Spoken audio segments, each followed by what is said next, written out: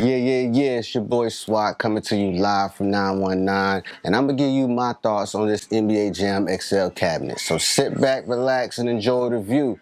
Let's do it.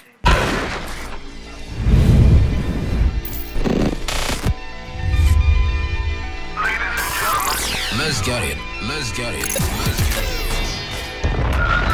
Alright, so we back. So first off, I'm gonna just go through the cons, because the pros, that's evident, but the cons is what you really want to hear about.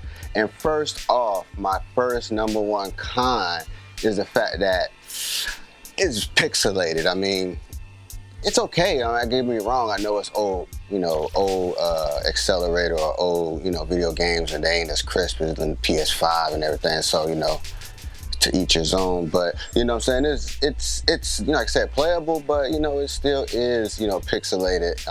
The bigger screen kind of brings that out even more. I think when you see it on the 17-inch, you don't see it as much, but when it's bigger, you definitely can see a lot of pixelation around the guys' faces and stuff. But that's just one con that goes with that. All right. Two. All right. So my second con, I can get the wireless to work with my phone hotspot, but I can't get it to work with my regular house internet, and I don't know why that is. This happened before with, I think, Ridge Racer or something like that. I couldn't get it to work, and I had to use my hotspot first. And then when I was able to go back to the original wireless at home, I haven't had that problem with any of the other cabinets that I got.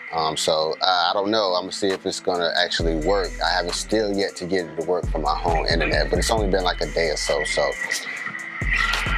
number three, okay? Number three, this ain't a big one, but it's kind of big because it goes back to my wireless thing. On the Big Blue, I could hook up an Ethernet cable.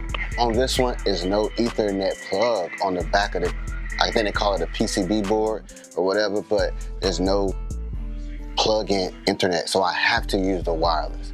So having to use the wireless could cause issues, obviously, because playing a game on wireless, you get the lag and all that stuff, but when you play it like with the Big Blue when it plugged in, it's kind of real crisp. So I think that's another thing that is a con. Yeah, so 4. We're gonna do this 4 times. Now, when you do look from this angle and you're kind of tall like me, not really tall, but I'm almost like 6 foot. And so when I look from this angle, it's fine. Like you don't see much of the golden T effect where it's like X-ray vision. But like when you come down to like this level, like if you were like short, 4'5", and looking a little bit to the side, you definitely see the X-ray look or whatever the case may be. But basically if you're kind of like to the side, right dead on, no problems. Over to the side, no problem. But if you kind of tilt a little bit more and you go a little bit down, but I don't think nobody's playing like that, so if you're normally playing like this, depending on your height, it's probably gonna show the X-ray, but it ain't gonna be like that. So I do think that the monitor could have been better, I guess, but it's doable. I don't really play on this size right there. I don't know how many times I might have 4 people in here playing, maybe 2 at the most, So we're mostly gonna play right in the middle, so I don't really think that that's a big issue at the end of the day. Because if you wanna have 4, then you're like, hey, you gonna play 4? You gotta take the side, so boom, boom, boom. So that's it. All right, 5.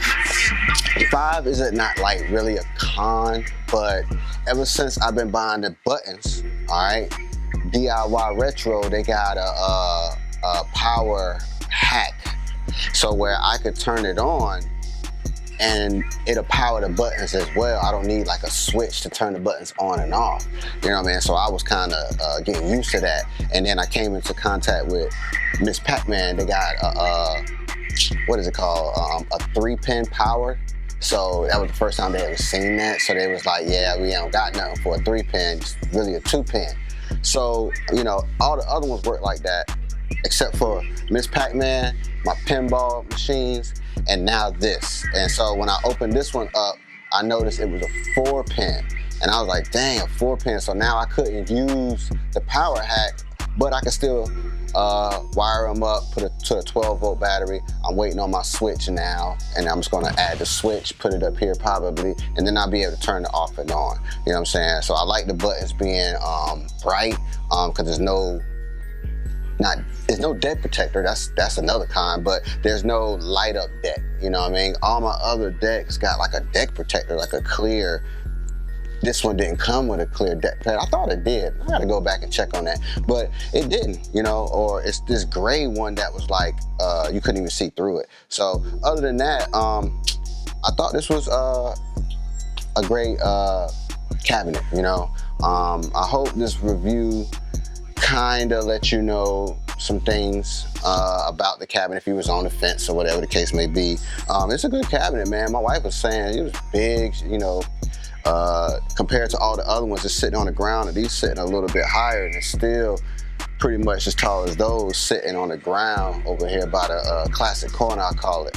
So other than that, man, I think, you know, it's kind of up to you at this point now whether you're gonna splurge for the look, or you're gonna go with the smaller one and do some upgrades there. I'm not sure if the older one has the 2-pin power to do the hack where you can get them all powered by just the one 12-volt battery. But let me know in the comments what you think. Hope everything was great. Take care. Keep it locked.